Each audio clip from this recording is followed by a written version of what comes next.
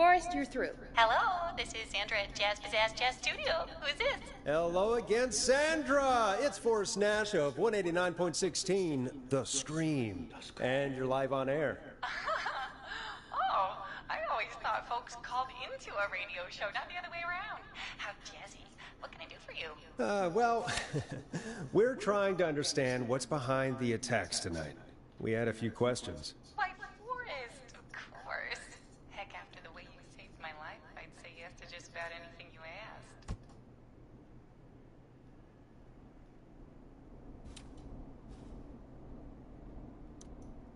Really? Well, that sounds nice. I might just call you back tomorrow then, too. You got my number. But what about tonight? Is there anything you want to talk about right now? Remember why we called, Forrest. Of course. Do you know why the Whistling Man might have targeted you? Ha! As far as I could tell, he was just a knife-wielding psycho with superhuman cardio. He'd have chased after anybody. Right. Well, we think he might be chasing specific people. People who know about the death of a boy named George. Oh, I don't know anything about that. Sorry. Have you had to keep quiet about anything? Any secrets you've had to keep? What would I have to keep quiet about? I don't know. I mean, could be that you've seen something or heard something. I never saw anything. And even if I did, what would that matter? And it was years ago.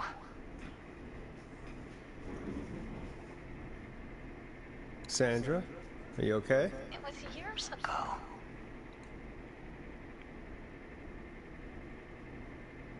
We know, Sandra. You do? You know about? Yes. Of course. This studio is my life. After I found the body in the river, I couldn't lose my studio. Do you understand? Sure. I understand. When the rent just kept going up, he said he'd stop if I just needed to keep quiet. And everything would be okay.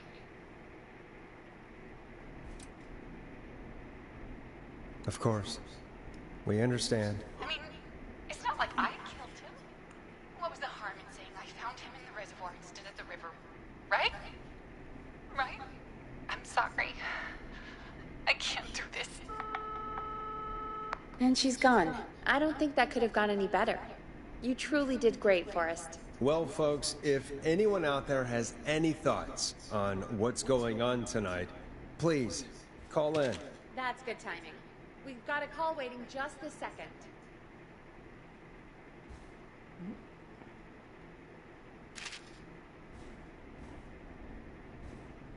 Welcome to 189.16, The Scream, with me, your host, Forrest Nash. Hi, Forrest. I know this is really out of the blue with everything happening tonight. But I wondered if you could send this special birthday message to my uncle.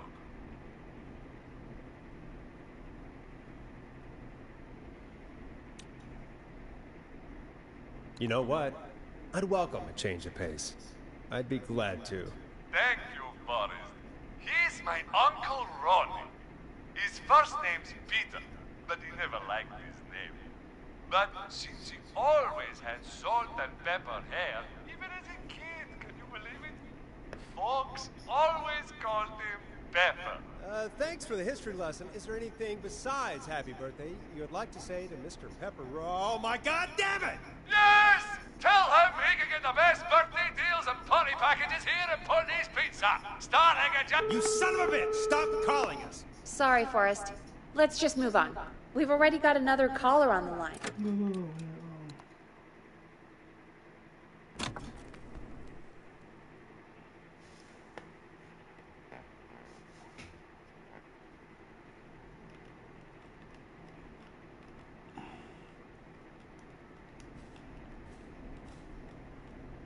Welcome to 189.16, The Scream, with me, your host, Forrest Nash. Hi, Forrest. I know this is really out of the blue with everything happening tonight. But I wondered if you could send this special birthday message to my uncle. No, I don't want to. Oh, come on! It's his birthday. I won't have a chance to do it again until next year. May as well, Forrest. Fine. What's his name? Thank you, Forrest. He's my Uncle Ronnie. His first name's Peter, but he never liked his name.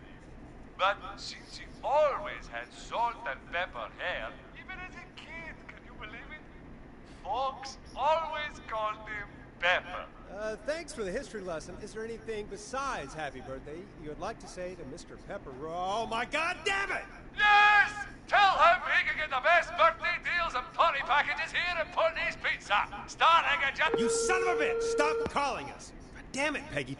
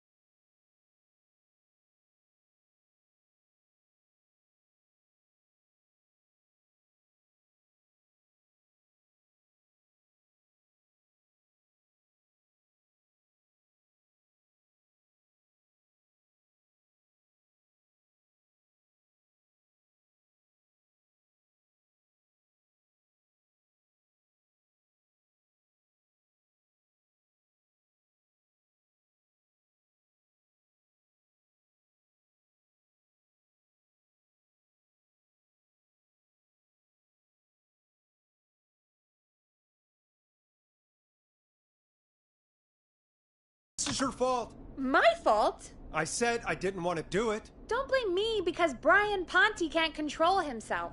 Ah. Don't worry. We've already got another caller on the line. Just pick it up, okay? This is 189.16, The Scream. I'm Forrest Nash. You're on the air, caller.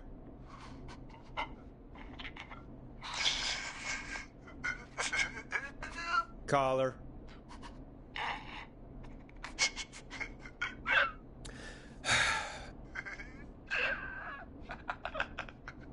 Ponte. Ponte's Pizza always delivers.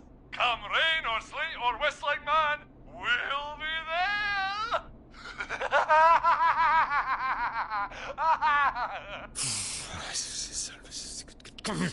Forrest?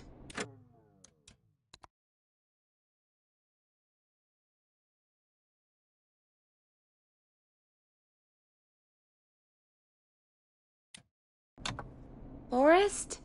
Are you okay? Forrest? I hope the whistling man gets in with his own pizza slicer. Jesus, Forrest? Sorry. That was too much. It's okay. It's been a high-stress night. Don't worry about him anymore, okay? Not for tonight, anyway. I think he's spent for now. We've got another call, whenever you're ready.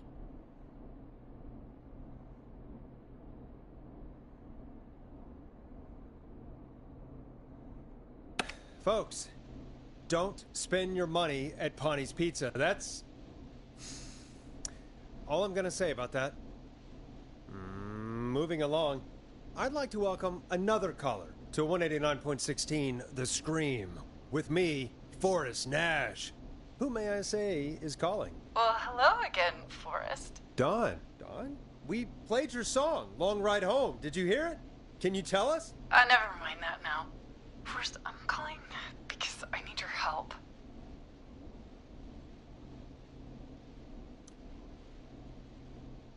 Are you in danger? I sure am.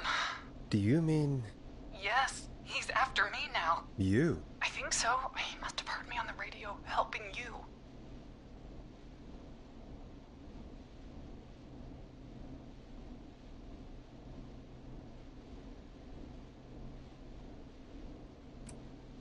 Helping? You didn't exactly help. Maybe I've been helping more than you know. I was out following a lead, trying to work out who would be next, after Chuck. And what happened? And I started to feel like I was being followed. I came back to my apartment building, but this newfangled security system has me locked out. I need you to help me get inside.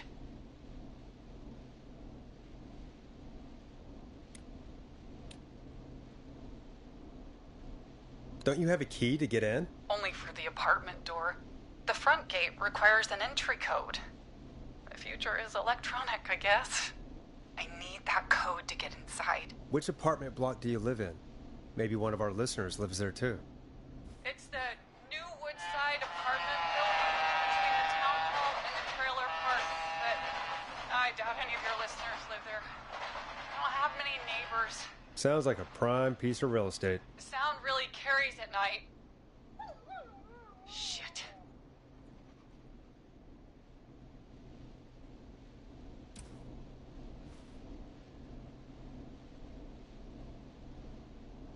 Sounds like a noisy part of town. It is. Boy, I wish he'd muzzle that thing and... Oh. And now he's blasting David Scopo out of his window. This night can't get any... The whistling man. He's coming down the street. I don't think he's seen me yet. Forrest, please. I need your help. I need the code for that security system, or I'm gonna die.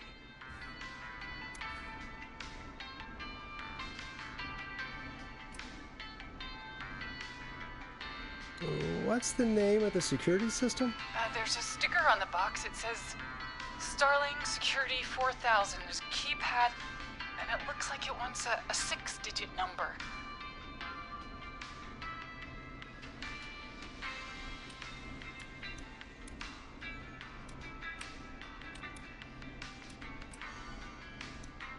Six digits. Sounds like that would be hard to remember.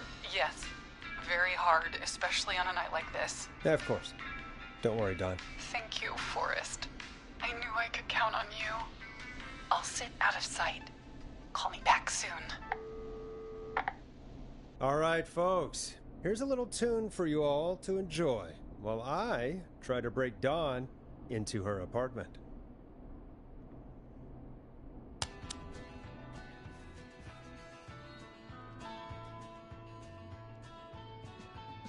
You were pretty quiet there, Peggy.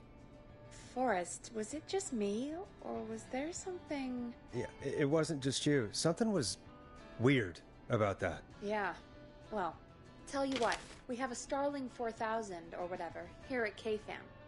Clive bought one for the station. Maybe we can find something to help. Well, I'm not sure who, but to help someone.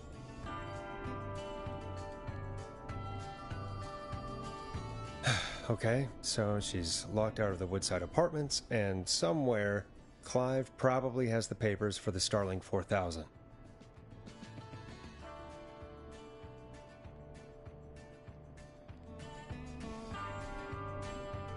Welcome back, Forrest. Find anything? Nothing by way of key codes. I see.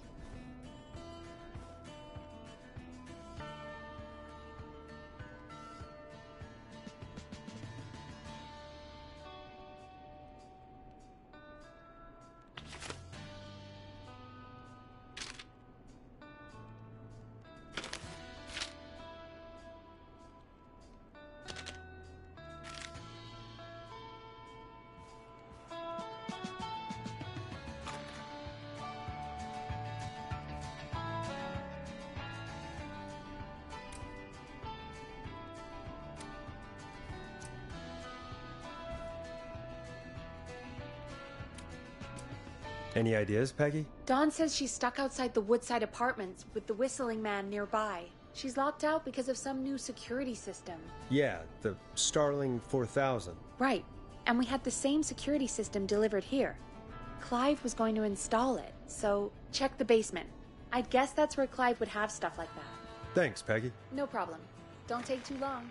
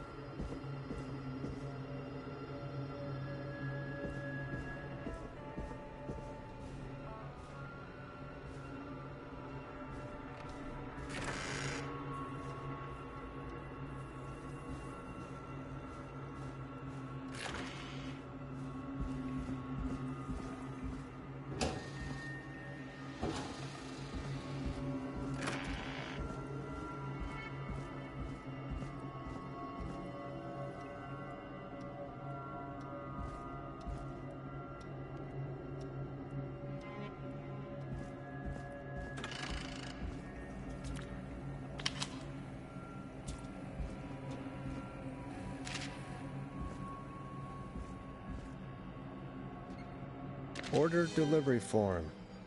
Starling must have left this by accident. This system's not even installed at Woodside.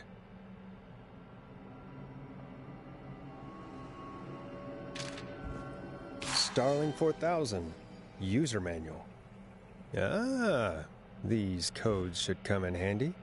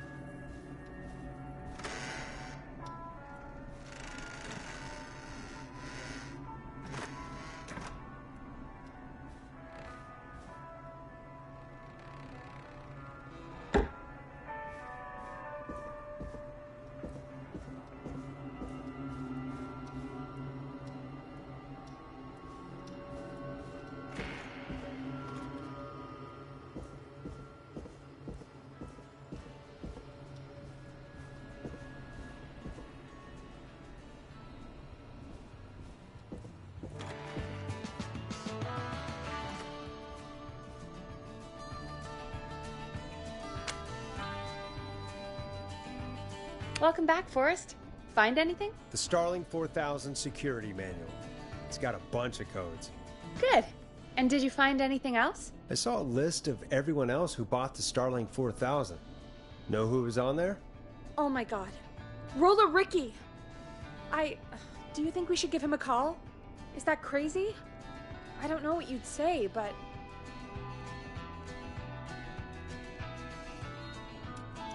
That might be a good idea. Okay, one moment. I got the number here. Patching you through.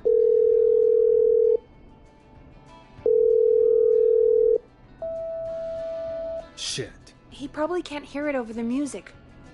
Forrest, I don't know about this. This is super weird. Just put me through to Don. I'll take care of this one way or another. Okay, if you say so. Line 1, whenever you're ready.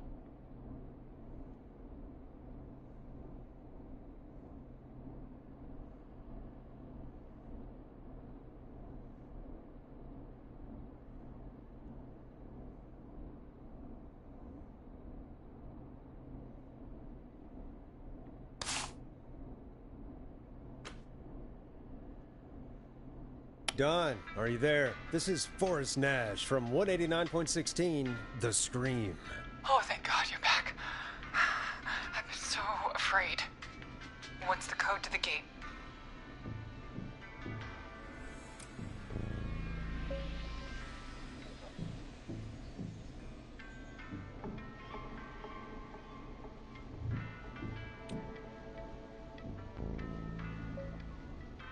The code is 191519.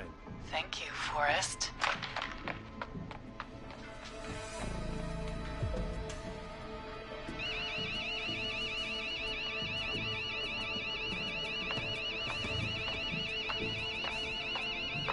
Son of a bitch. Ah!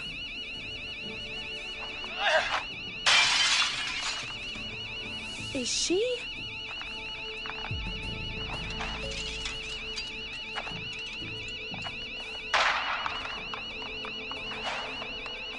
Yeah, stay out! Nobody disrespects the sanctity of the ring. Don't ever come back here again. I'm calling the cops! Thank God. Hello? Is someone there? Ricky, get back inside and turn on the radio. Whoever that was, she was trying to break into the ring. She? Forrest, man, you got no idea. That was him. That was the whistling man. The alarm gave me just enough time to get my rifle. I don't like hurting folk, but I can't let anything happen to Maxie. He's my best friend, you know? Listen, man, I'm heading back inside. Gonna barricade that window. My man, thank you. You and Peggy can skate for free whenever you want, forever. That's a done deal. Thanks, Ricky. Can't wait. You got it. Talk to you soon. Okay, Gallows Creek, here's some music while we process what just happened.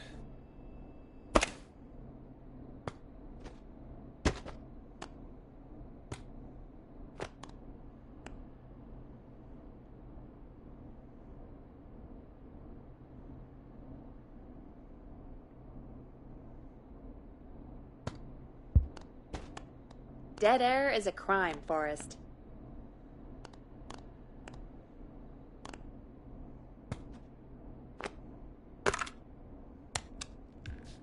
So, the whistling man is a woman?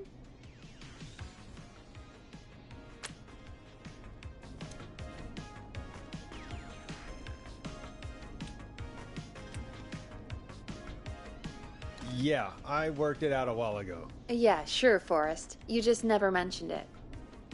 She called up. You spoke to her multiple times.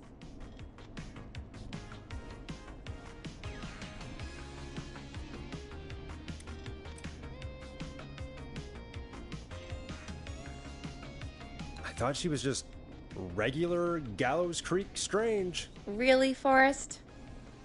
Why do you think she requested that song?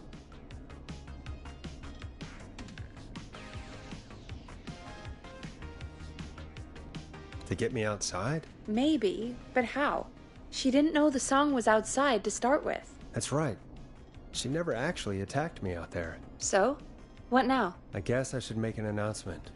We do have new info. Okay, kill the music and you can make the announcement. Okay, you're live in 3, 2... Hey folks, this is Forrest Nash here. I hope you're all safely locked inside. For those of you listening to that last call, you might be wondering what to make of it all. Here's our take. We now believe the killer is actually a woman, one who might manipulate you into letting her in before she attacks you.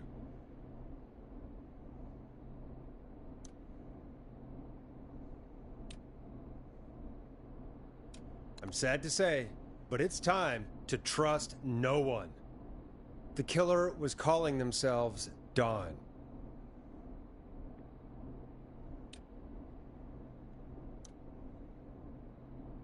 This could be a fake name. If anyone needs help or you have info on the killer, please call in. You folks have my new number, right? It's 911. Hopefully, our next caller can help shed some light on our killer. Hey, we had a call come in. Okay, folks, time to take a call.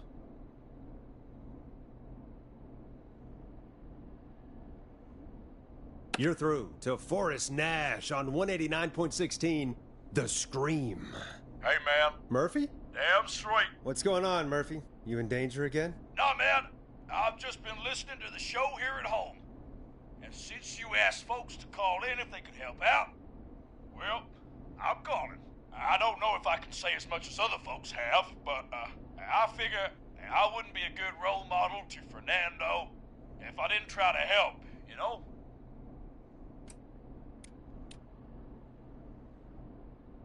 We really appreciate that. 100%. Thank you, Murphy. Oh, thanks. So, what do you want to know? Well, what can you tell us? I don't know, really. All right. Well, do you know anything about the death of George Barrow? Absolutely nothing. Okay. What about the killer herself? Herself? Man, I didn't get my ass kicked by a lady. The man I went toe-to-toe with was a man. You heard the last call, right, Murphy? Yep, So you know it's a woman, and you were trained by a VHS, Murphy. I know, but... Man, how could it have been a woman under that mask? Let's just move on. Do you know anything about the history of the Whistling Man? No, sir. Tonight's the first time I ever heard of him. What? I moved here 3 years ago, man. What do you want from me? Nothing. You and Fernando just stay safe. Right. Sorry I couldn't help y'all more, man. Now, if you'd have asked me about gators... Forrest, we have a call coming in. Sorry, Murphy. I think that's all we've got time for right now. All right. I'll catch y'all with the gator talk later. Night. Well, folks, that was a bust. But perhaps our next caller has more they can tell us. Let's find out.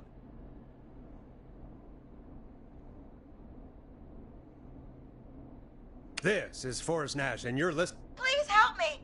My name is Casey Moore. I'm at 25 Nancy Drive. My best friend's been stabbed. He's bleeding everywhere. I don't know what to do. Please help me.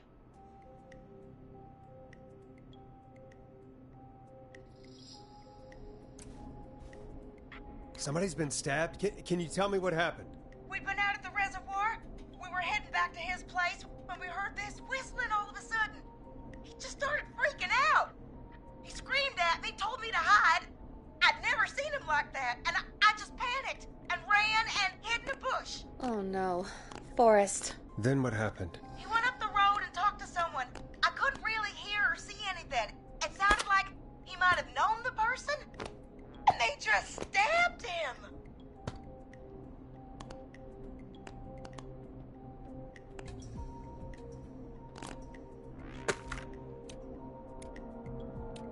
Casey, was his attacker the Whistling Man? The who? They had a mask and wore all black? That's all I know. Please, we need help here. I'll get you help, but I need to know. Where did the masked person go? They left. They left him to bleed out. I waited until they were gone, then dragged him into the garage and called 911. Wait, why didn't she make sure he was dead? I don't know. I think I heard them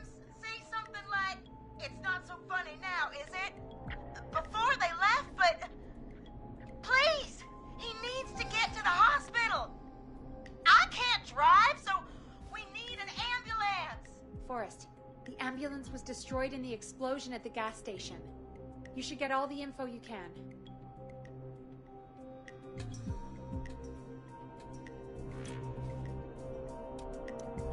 What's your friend's name, Casey? It's Jason! Jason Parker! Can you tell us where Jason was stabbed? They stabbed him in the stomach, and then stabbed him again in his leg when he was on the ground, and it's...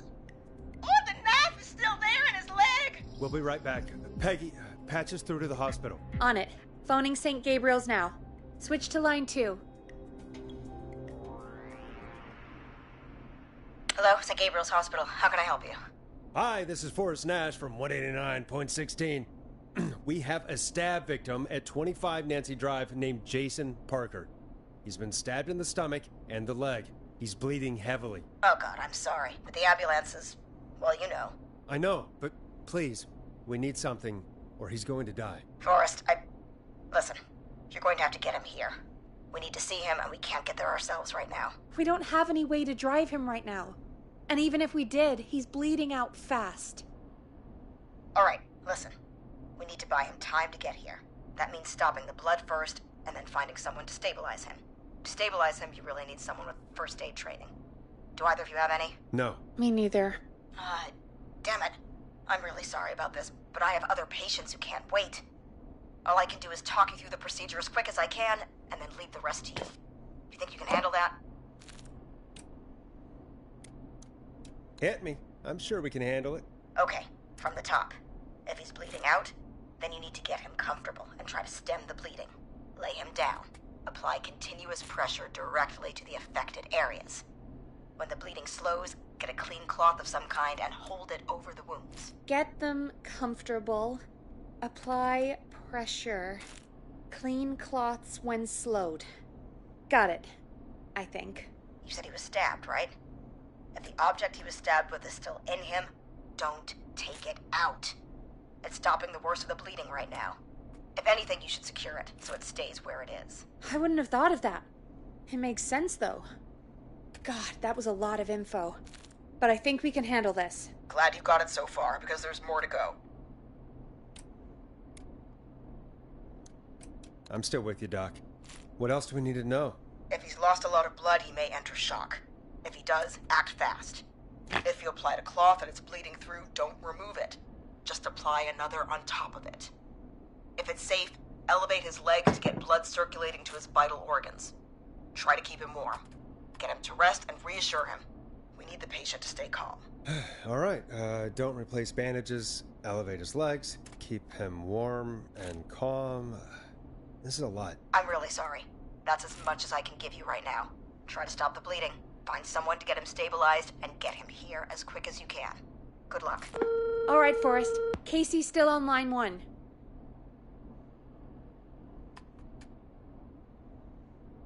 Hello? Hello? Forrest, are you there? I'm here. How is Jason doing? Badly. He's still bleeding. I need help. I've been putting pressure on his stomach wound since you left, but he's still bleeding. I don't know what to do. That's good, Casey. The nurse said to do that. What about the knife in his leg? It's gotta be hell. Should I pull it out? No, don't touch the knife. The bleeding will get worse if you pull it out. Are you sure? I'm sorry. I'm gonna stop making suggestions. No, don't worry, Casey. We're a team here. We're all going to get Jason through this. Casey, is his leg wound bleeding right now? I hate looking at that knife. Yeah, it's bleeding. His stomach is worse, though.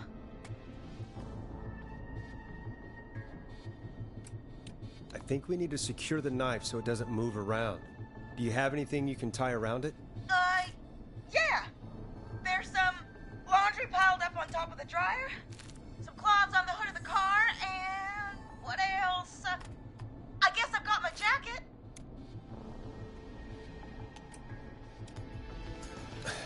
Look in the laundry for something like a towel or a shirt. Hold that over the wound. Okay. Looks like I'm gonna have to buy you some new whites, Jason. Here we go. I'm sorry, Jason. It's secure. I'm putting pressure on his stomach again. Oh, I'm starting Forrest, can I have a word?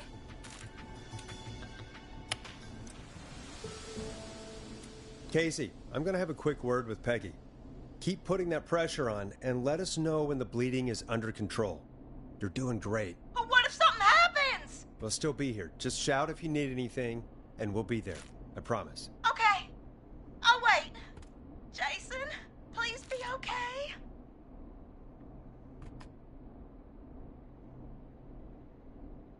What's up, Peggy? We can't stay on the line with her all night. Dawn is still out there.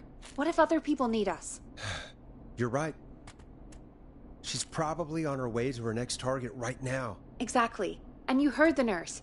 We need someone there with training who can stabilize him. He's got to get to the hospital somehow. Any suggestions, Peggy?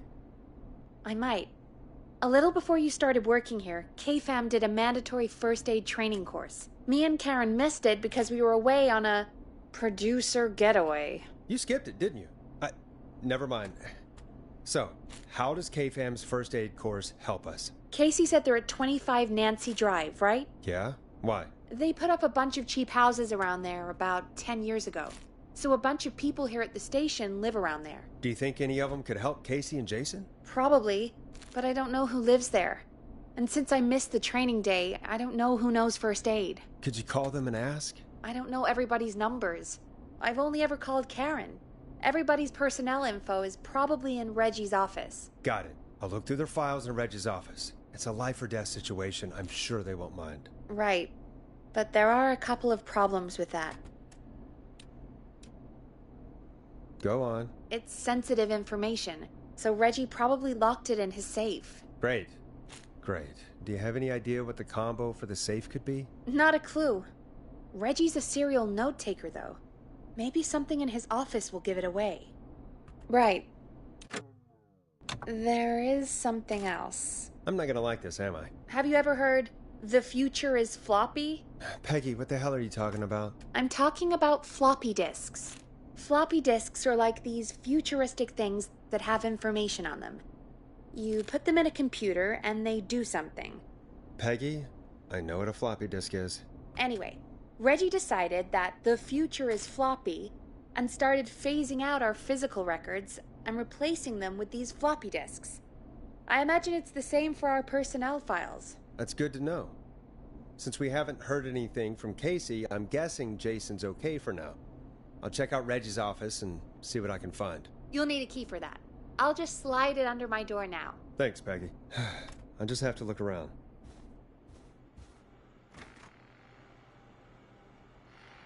Good. I'll patch my mic down to the office so you'll hear me over the intercom.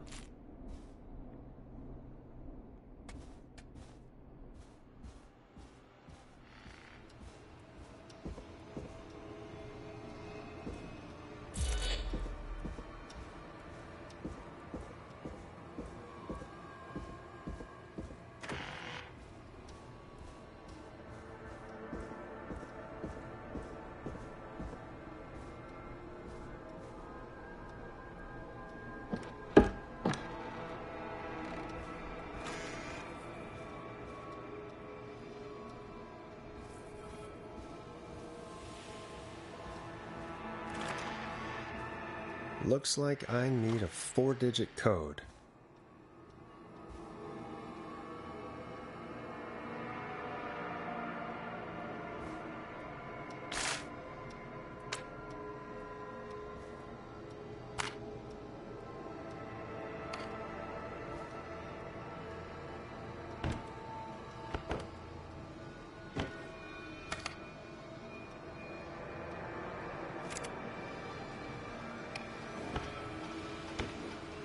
Could this be it?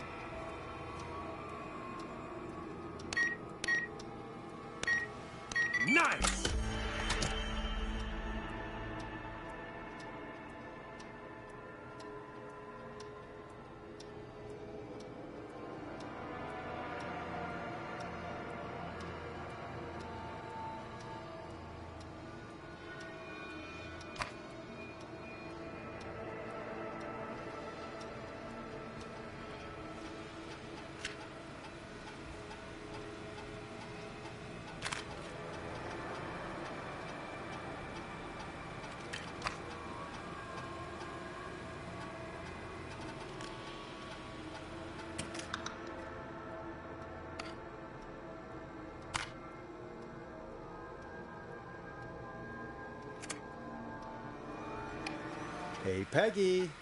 I think Reggie's on to you and Karen. Maybe don't bring those little drink umbrellas into work for a while. What? Why are you reading my file? You need to find someone who can help Casey. We already know I can't. Don't waste time. You're right. I'm sorry. I need to focus on possible candidates. I can read the rest of this later.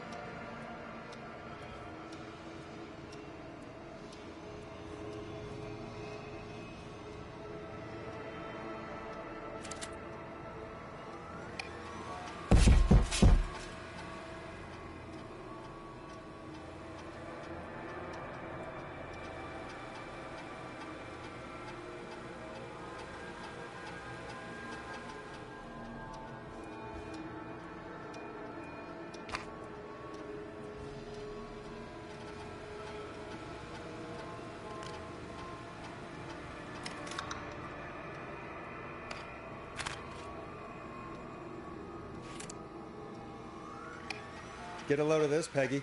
Apparently, I'm a lone wolf type. Forrest, what are you doing? We don't have time for this. We have a man literally dying on the line, and we're more interested in you. You're right. I'm sorry. I need to focus on possible candidates. I really shouldn't have read both. We're in a hurry.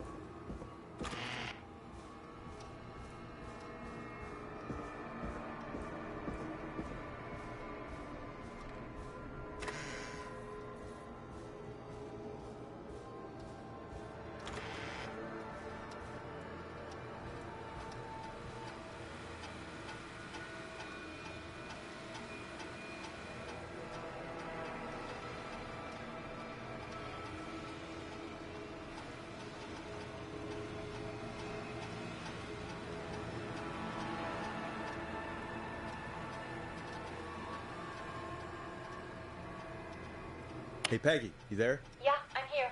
Did you find what we need?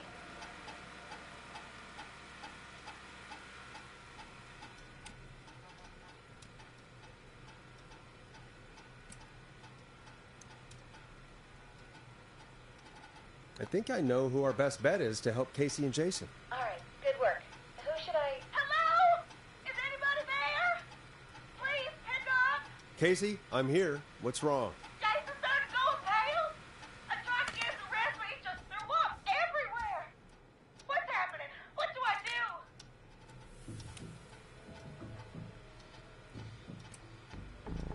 God, it sounds like he's going into shock. Casey, just stay calm. It's going to be okay. But the breathing seemed to slow down. Did I mess up? Jason, I'm sorry. Casey, calm down. You've done everything right. I need you to listen to me, okay? For Jason. What did the nurse say to do about shock?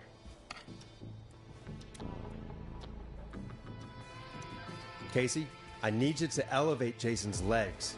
We need to get the blood flowing to his vital organs. Got it. Jason, stay with me. I'm just gonna move you. This might hurt. Okay. I propped his legs up on some boxes. I'm looking at my notes. We need to get Jason as warm and comfortable as possible.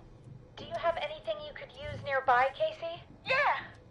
I still have some laundry next to me. I'll wrap him in some blankets. Just give me a second.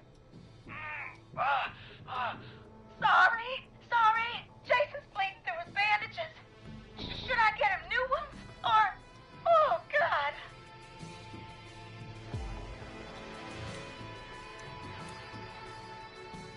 Don't remove the bandage. Apply another one on top of it. Do you still have something you can use? I've used the rest of the laundry to keep him warm, so I'll use my jacket. I can always get a new one. I'll fix his bandage and get him warm. Hold on, please.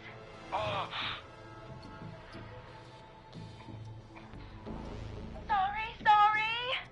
I'm done. You're gonna be okay, Jason. Just relax now, okay? Boris, I'm scared. He's not doing well. Is he gonna...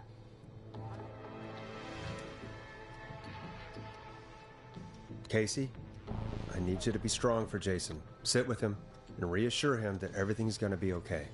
Okay? Okay. Please, I can't give him what he needs. Please send help. I can't lose him. All right, Forrest, we need to hurry. Jason doesn't sound like he's doing too well. You said you knew who to call earlier? Who was it? We need to call John Hedges. He lives on Nancy Drive. He didn't really participate in the first aid training, but he's a former war medic. He's probably the most trained person we have. Really? I never really spoke to him before. A war medic, huh? Yeah, and according to Reggie's notes, John keeps all of his old equipment at his house. He's something of a hoarder. All right. What's his number? 5420735. Calling now. Let's hope he picks... Who the hell is this calling me at? What time is it? John, it's Forrest Nash here at KFAM. We have an emergency and we need your help. Forrest?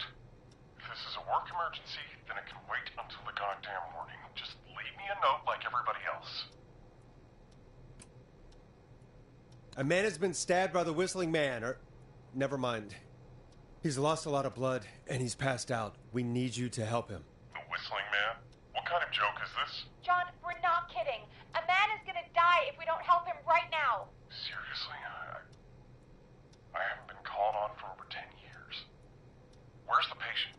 What's his condition? He's at 25 Nancy Drive. I think we got his friend to stem the bleeding, but he's gone into shock. He's passed out right now. You say he was stabbed?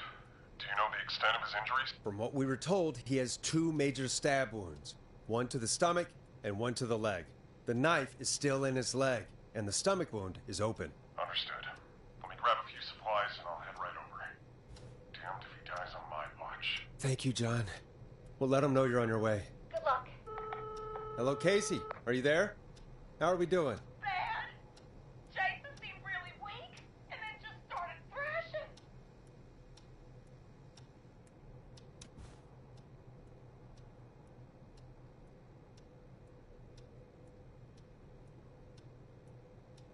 What about now? Is he still thrashing? He's passed out.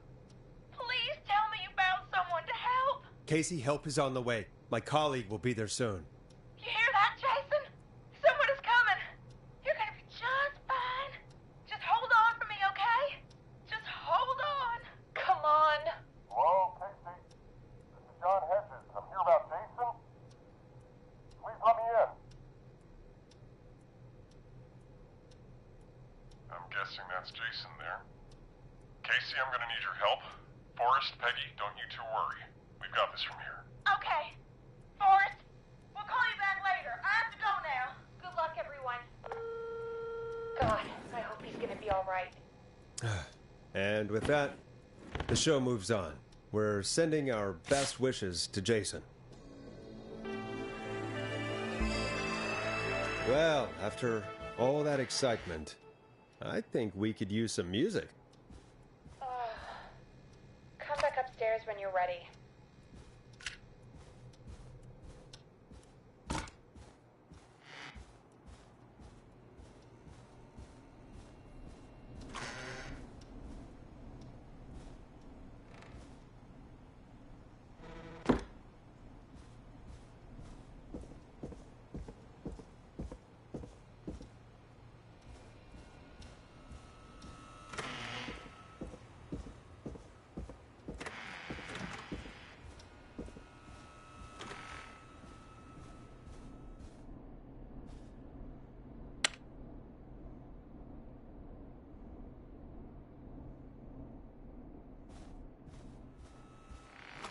Come on, Forrest. Put some music on already.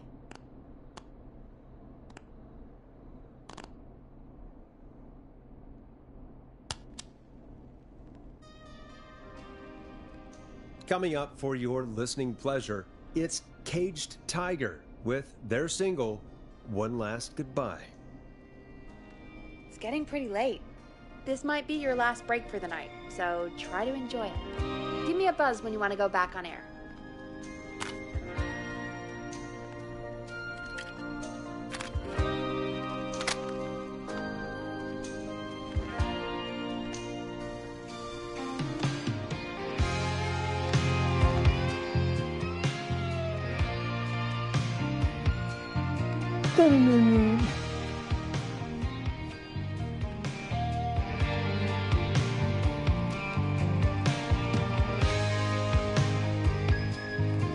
Let's roll. You got it.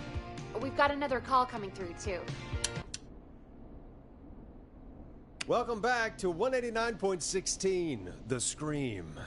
I believe we have another caller on the line. How are you tonight, caller? Forrest, it's me, Roller Ricky. Oh, and Maxie's here too.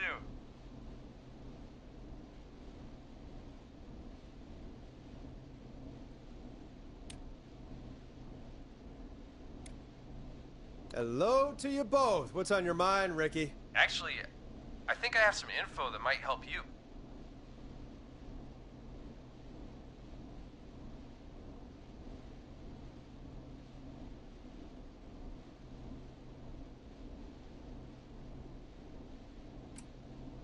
Did you see or hear anything during the attack earlier? Not exactly. You see, man, me and Jason know each other. You know each other? Yeah, we went to Gallows High and played on the football team together. He was a gnarly offensive linesman, and I was our star wide receiver. Runner Ricky, they called me. All right, and what does that have to do with tonight? Well, because George, the guy who drowned, he was on our team too. Tell me about him. What was George like? I didn't know him for long, man. I'm sad to say. We had our first team party on the night he drowned. He seemed like such a good dude. Ricky, were you there when George drowned? No, man. Once the party turned, I beat feet out of there. Man, I remember George and his girl there. There was a whole lot of love, man. I could see it, you know?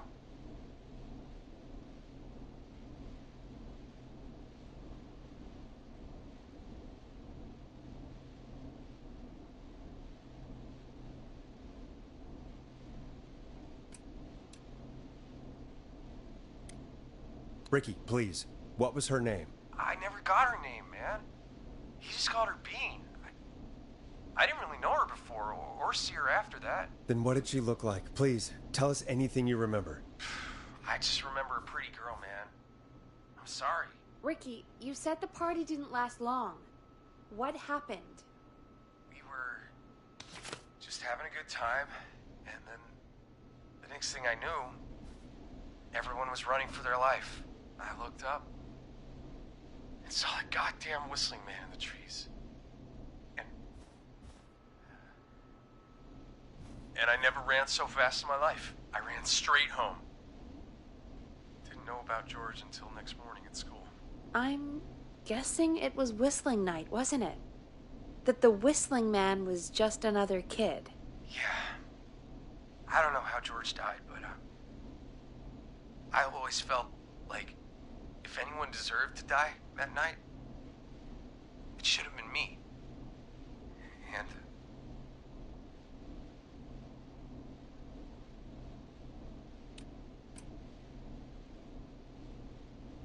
Ricky, it wasn't your fault. You're not a bad person. I know that now, man. It took a long time to learn, but yeah, just thought I'd tell you all what I know. Thank you, Ricky. This helps. Thank you. You got it, man. Anyway, I think it's time for me and Maxie to free up your phone lines. Thanks for listening, man. I'll let you to it. Night, Ricky. All right, folks. Looks like we got a new lead in the case. If anyone has any info about this mysterious being, please call in. If she was George's girlfriend back then, she's probably in her mid to late 30s now. Huh. Oh, we have another call coming in, but hang on. What's up, Peggy?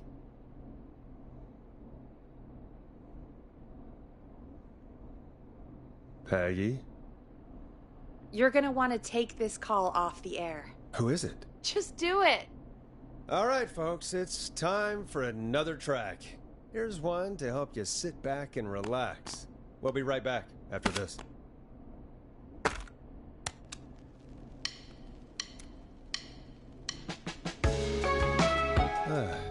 I hope this is good news, Peggy. Who have we got? Find out for yourself on line 1. Hello? Forrest, I'm glad I got back through to you. Sounds like it's been a busy night, huh? Surprise! It's Leslie, our 911 operator, leading the charge from Henderson to come save us. It's so good to hear from you. Are you okay? I am. I'm driving back with an officer from Henderson now. We got back into radio range a little while ago. We've been listening in, but haven't been able to get through until now.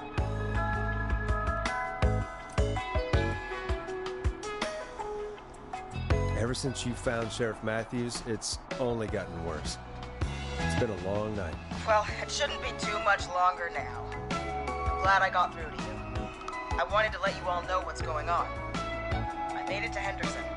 Turns out somebody had cut the phone lines, and they had no idea what was happening. After I told them, well, their sheriff sent a goddamn squad back with me to stop this. That's great news. That's crazy about the phone lines, though. Do you think the Whistling Man cut them? I'm guessing so. I don't know how the Whistling Man did it.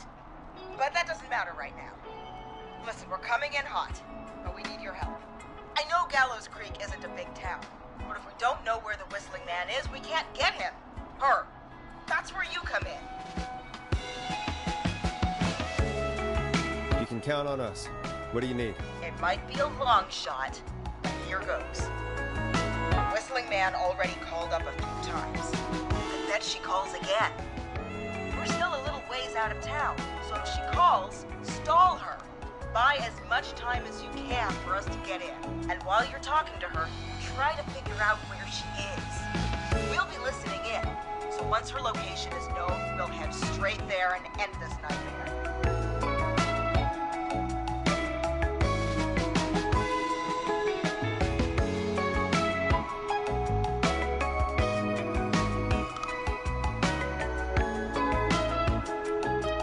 I'll do my best. I know you will. Heck, I can see the headlines now. Forrest Nash's interview of a lifetime. Anyway, I'll radio the other cars and tell them the plan is a go. Hopefully the next time I see you, it'll be with our killer behind bars. Take care now. We'll see you soon, Leslie. Oh, thank God. It sounds like this is almost over. We're nearly through this. Best we don't waste any time then. Let's get back on air. You got it. When you're ready, shut the music off.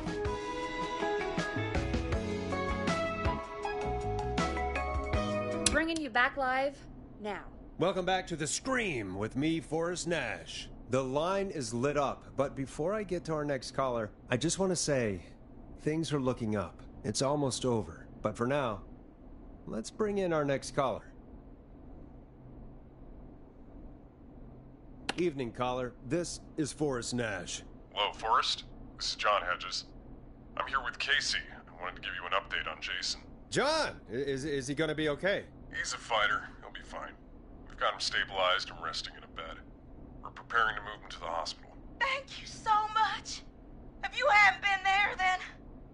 God, I don't even want to think about what would have happened. Of course, Casey.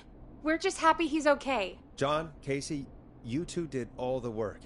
Tell Jason to get well soon from us, whenever he's up for it. Well, why don't you tell him yourself? Is this Forrest? The one and only. I hope you're feeling better. It's good to hear you, Jason. How are you? Oh, well, you know.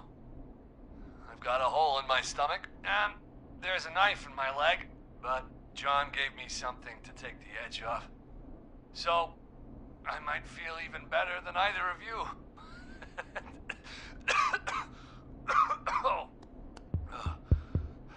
Take it easy until you get to St. Gabriel's. I will. But, before that, I needed to call you. I'm guessing the Whistling Man is still out there?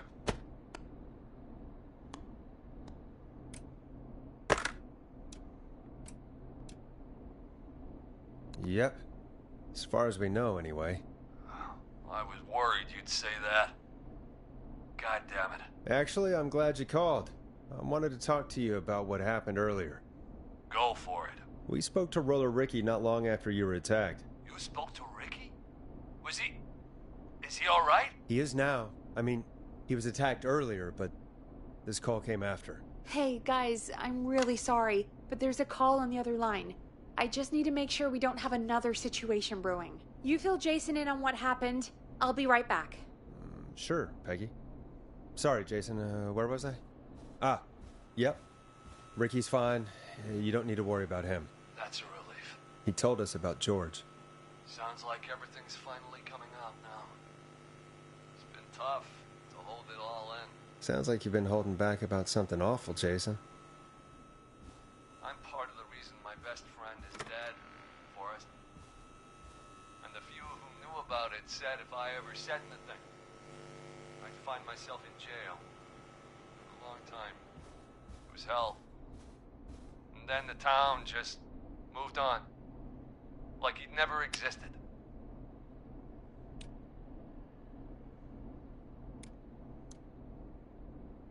Who killed George that night? Some of the guys on the football team had an idea for a way we could haze the newcomers. We decided to plan a party in the woods and have the Whistling Man crash it. It was stupid. We each had a role. I was the stabbed friend. At the party that night, I left the group for a second, met our Whistling Man, pretended to get stabbed in front of everyone. Started an almighty panic, those screams. That was the last time I saw or heard George alive. How did George die, Jason? I don't know. I was playing dead. But when I heard her scream... Ricky mentioned a girl named Bean. Is that who you mean? Bean? Oh, yeah. I guess George did call her that. Yeah. He called her Bean. I heard her again tonight, Forrest. Her name was... What? What happened? Are we still on air? No, we're not. Seems like the power is completely gone. How do we get it back on? I don't, we can use the emergency generator down in the basement. Reggie picked it up a while ago in case we ever needed to do an emergency broadcast. An emergency broadcast? Emergency? You know, nuclear war, alien attack, broadcasting a serial killer's location to the cops so we can end this nightmare. Fair point. It's in the storage area, in the far back corner, up on the wall. You might have spotted it earlier when you were digging around for all those tapes. It'll have a big red button. Just press that. I'll see you when you're back.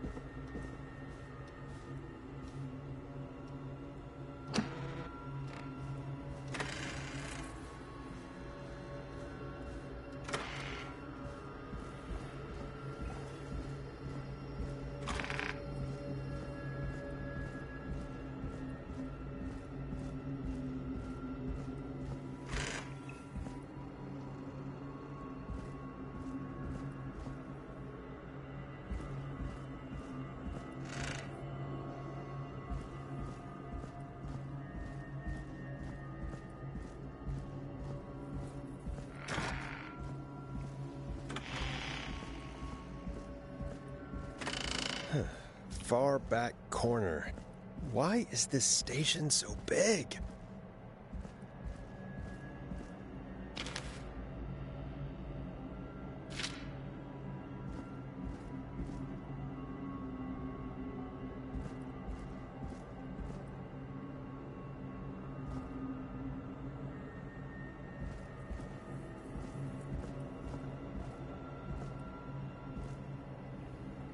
That must be it. Boom! We've got power!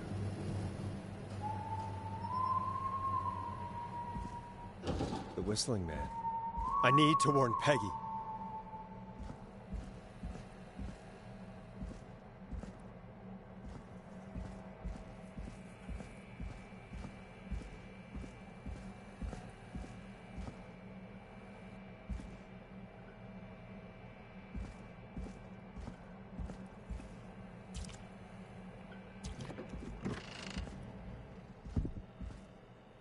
Peggy, are you there?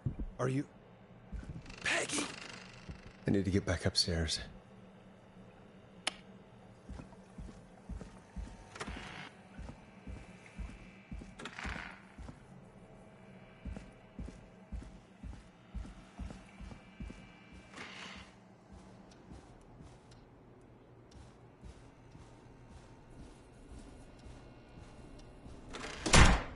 What the hell?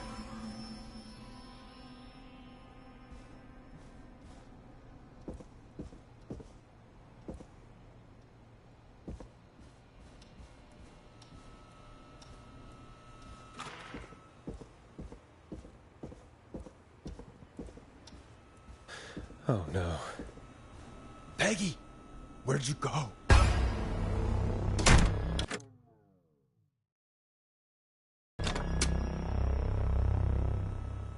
No way. This can't be happening.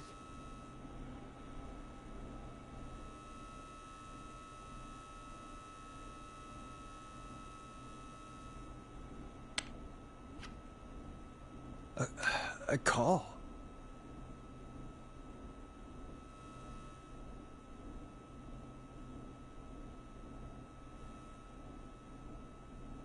Did Dawn press the Peggy button? Did she want me to hit it on my end?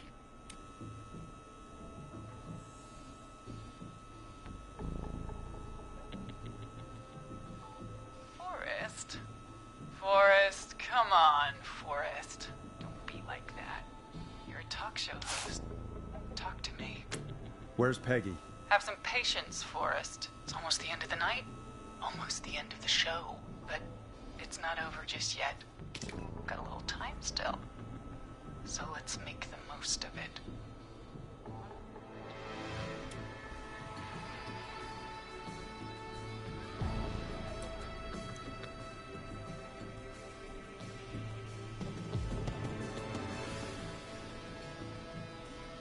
All right, let's. I'm happy to hear that.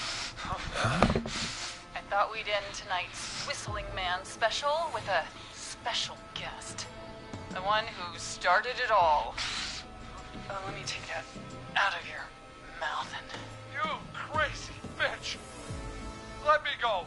Welcome to the air, Mr. Teddy Gallows Jr. Wait. It's all gonna come out tonight, Teddy. Your daddy and his money saved you 20 years ago. But even if he crawled out of his coffin with all the money in the world... Wait, where the hell is Teddy? How are you talking to him if you're here with me? Because I'm not there with you, Forrest. I'm here with Teddy. And if he says where that is, well, he knows he'll get it.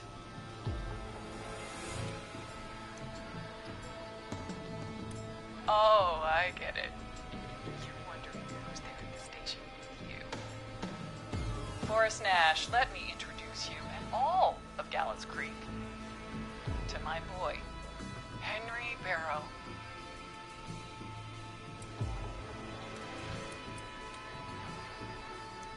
Your son? You mean you... Wait, that he... Yes, Forrest. He and I had a son. So there were two whistling men tonight. Of course! That explains how you were always able to get around town so quickly. And that's how you escaped the secret archives in the newspaper office. Don't think I forgot about that, Forrest. Locking this boy away like an animal. And Murphy, he was right, wasn't he? He did fight a man. He did. I taught my boy to never run away from a fight. Hang on. Did you say Barrow? Then are you... Let me just get this mask off. Damn uncomfortable thing. No wonder Mooney went crazy wearing this.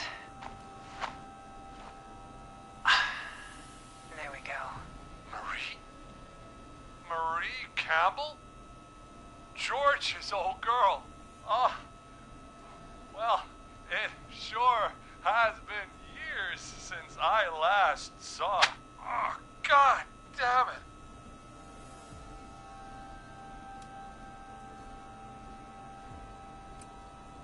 Marie Campbell? So, not Dawn, huh? No, not Dawn. What are you going to... Everyone's gonna know now what Teddy did. He killed George that night. This night. 20 years ago. Listen to me. You... You're gonna talk when I talk to you. And not a moment before. Meanwhile, Forrest, I'm gonna give you the chance to talk. You're gonna help me reveal what really happened to George all those years ago. Okay, Marie. I'll do it. Good. Then let's talk about the night George was murdered. Murdered? Listen,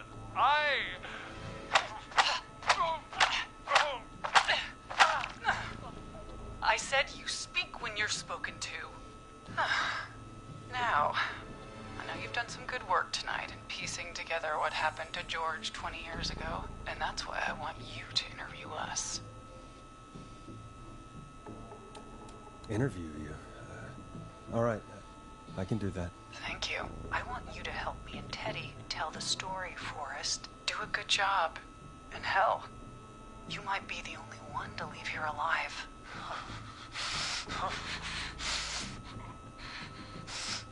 I need to drag this out. If I can buy Leslie time to get back to Gallows Creek, and if I can find out where Marie is, then this can end. Teddy, we'll start with you. Just, talk me through what happened that night. How did it start? how would I know? It was 20 years ago. Teddy, be honest with me or we're both going to die. Honest? Forrest, I'm trapped here with a psycho. Ow. What the hell? God damn it. Okay. Our first team party was coming up. And when I saw the date it was scheduled for, I had an idea for a way we could prank the new guys. I understand that kids in Gallows Creek know tonight as Whistling Night. I'm guessing that's what you mean? Well, we didn't have a name for it then. It was just the night that Mooney went missing. But Whistling Night is what they'd call it later. Wait. You mean this was the first Whistling Night? Keep talking, Teddy. We went up near Whistling Point. God, who was there? Me, Jason, and George, of course. But George didn't come alone. He brought Marie. And Roller Ricky. He was there too, wasn't he? Yes, Ricky was there too. Runner Ricky, our wide receiver. I helped him off the bottle, you know. Because I'm a decent man. Is that so? Yes, it is. He came apart one day. Some people do. He had some issues. Wasn't stable. I didn't want him to hurt his chances in life. So, I helped him keep himself together.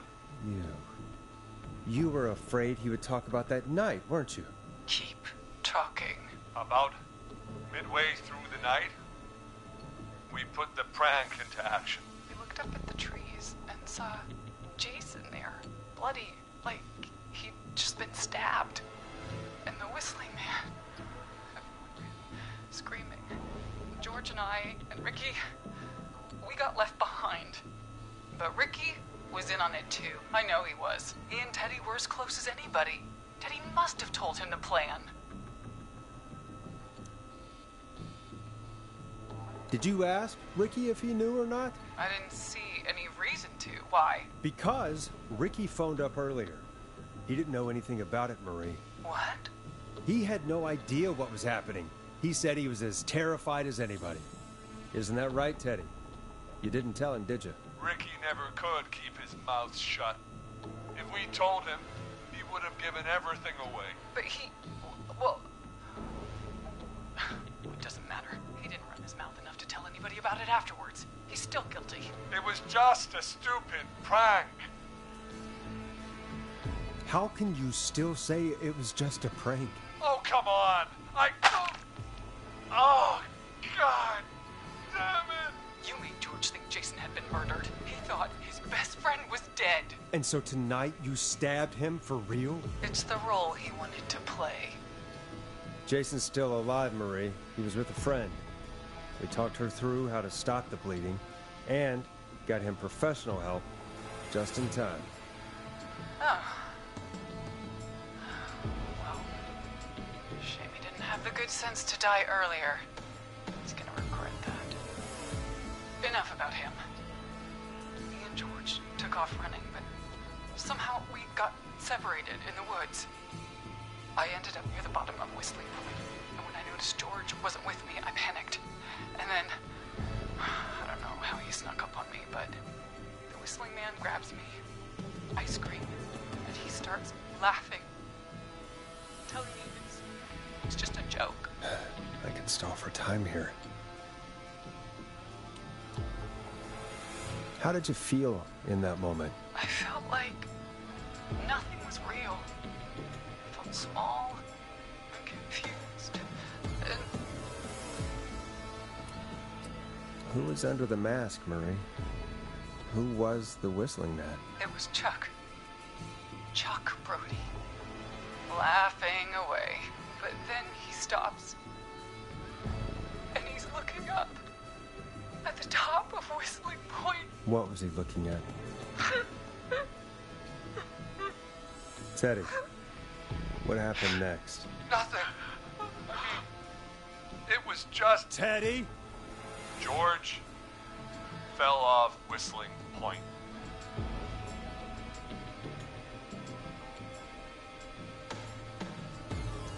How do you know what happened? I saw it. You pushed him. You were up there. You were dressed as the Whistling Man, too, and I didn't push him, God damn it! I just chased him up there, and he kept backing up. When I saw he was about to go over, I reached out. That's what you saw. you liar. It's not my fault. He didn't know it was a joke. If he'd had any brains, he would have realized. Ugh, you bitch. No one's going to believe this. After all you did. If she's lying, why the cover-up? My future was at stake, Nash. You know what it's like. People like us are bred for bigger things. I'm going to be the mayor of this town, Forrest. And then governor. And then, who knows? What happened that night was tragic. It should never have happened. But it was a mistake. It was just a stupid joke gone wrong. So my father sent Clive out to clean it up. Why should a blip ruin my future? George was a blip? He wasn't a blip, Marie. His father covered it up from there. I searched for George's body all night, but Sandra found him the next morning while out jazz running. she found him in the river, but she lied about that to protect Teddy. She said something about her rent going up, unless she... Teddy, did your father own Sandra Sharp's dance studio?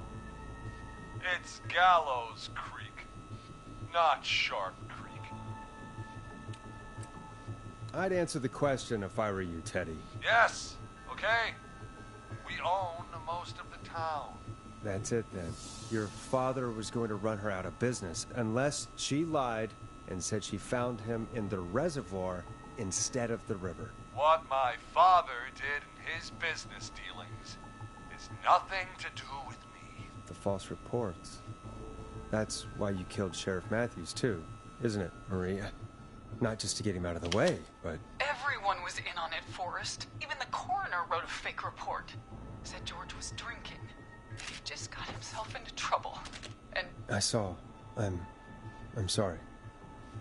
For all it's worth, Virginia didn't have much of a choice. She had a sick sister whose treatment she couldn't afford.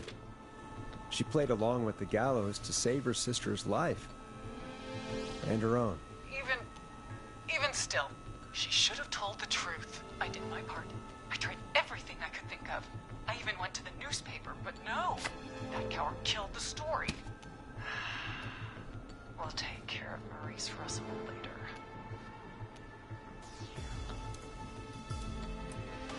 You've been through hell, Marie. I'm sorry. You've got no idea. Never should have started. He shouldn't have pushed my George off a cliff. He should have been punished. It's coming to a stop. At least for now. Here, where George and I first met, before he joined the football team, was right after he shot the winning throw. Wait a sec. We're at Gallows Creek High, in the gymnasium. That's right, Forrest. Not that it matters, but yes, we're here. Anyway, I think that about wraps up the interview with Teddy. So... Marie? Where? Oh my god. Peggy! Teddy? You gotta help me. Quiet. You'll talk more later. Now I have to talk to someone who mattered more than you ever did. Peggy. It's been so long since I've seen your face. I worried you wouldn't come. Marie! Oh my god. I thought you... And here I was, thinking you'd forgot me. I'd never forget my own sister.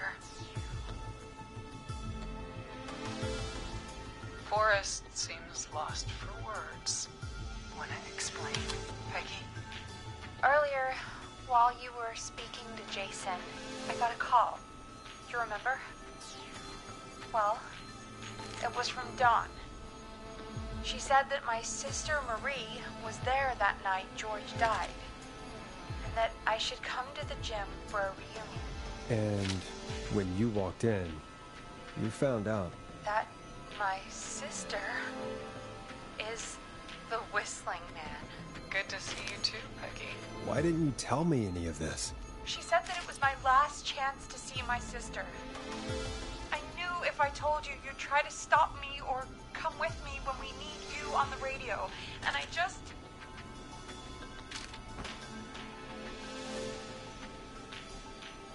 What happened to you, Marie? You just disappeared one day. Disappeared? I was thrown out, Peggy.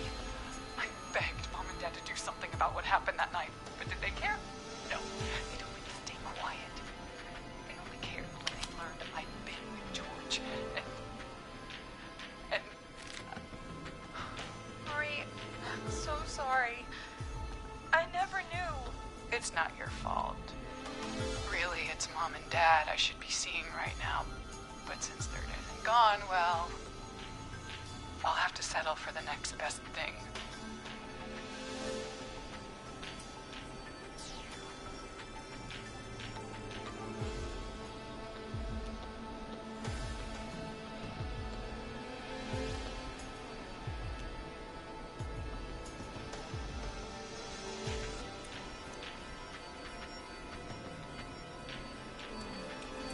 Next best thing? Do you mean? Someone has to pay for what they did. Marie, please. Mom and Dad are gone, Peggy. Besides, you forgot me. Just like the rest. You forgot. Marie, Peggy never forgot about you. Keep your mouth shut. She kept a card from you. She kept it here on her desk. What card? The card you made me for my 8th birthday. What does it say then? Happy birthday, Peg. Now you're great and 8. Love, M. Well, I... Henderson Police!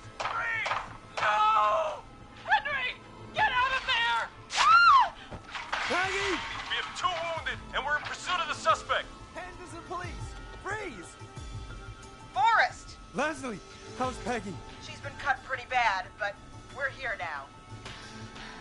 I'll be okay. God, Marie. Hey, officer! I need you to look after Peggy. She needs help. Now, we got here just in the nick of time. Where's Marie? She bolted right as we got here. The police are right on her heels. It won't be long now. It's over, Forrest. Well, folks, it was a long night, but we made it through together. I'm gonna head off to go check on Peggy. This has been Forrest Nash.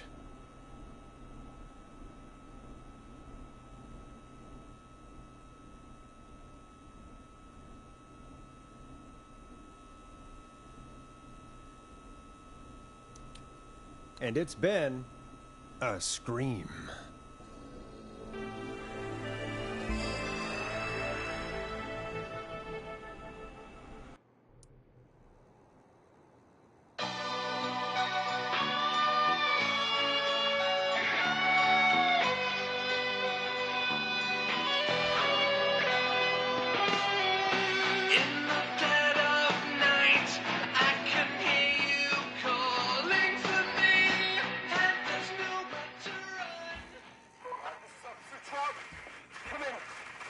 Suspect is in custody. We've trailed the other suspect into the nearby woods.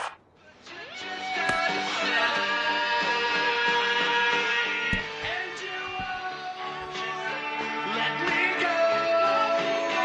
Oh no. Here in the darkness, I've got this feeling. It's growing stronger inside of me. It's a killer frequency.